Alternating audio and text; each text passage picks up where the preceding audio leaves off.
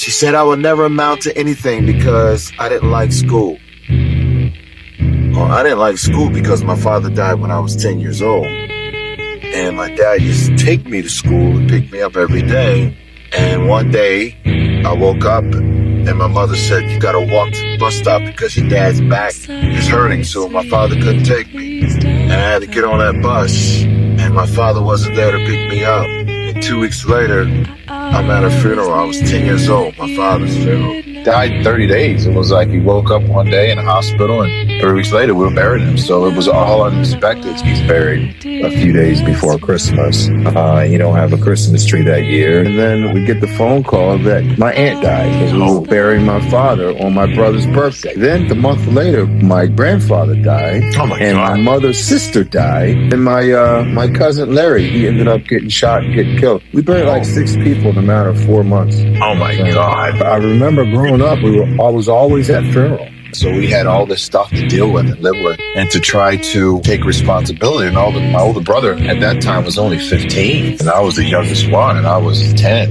And my mother always said, Kevin, don't blame God for anything. I know you're upset because your father died, but I don't have the answers. Maybe one day everything will make sense to you. And I remember looking up at her and I said, Mama, if you said God is so good, then why did you take Daddy? Yeah. And I wanted to know those answers. She said, Kevin, God always knows what he's doing. Never question God. And I looked up at her and she never cried. I didn't never see her cry over my father's death. And I saw that strength in her, right? And I think that kind of like stopped me from complaining about whatever situation I was in, to just endure the pain, because I never saw her cry. And there was 7 of us she had to raise, and she never got remarried or nothing. And I was 10. I just saw that strength in her, man. And, and I just endured all pain. Whatever I have to deal with, I'll endure it without complaining. The impossible can be done.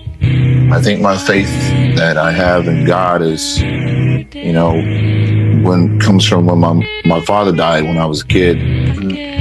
I was one of the fewer kids growing up in that neighborhood with no father. And I think that kind of made me look towards, no matter what happens to you, somebody they left me in school, because of that reason.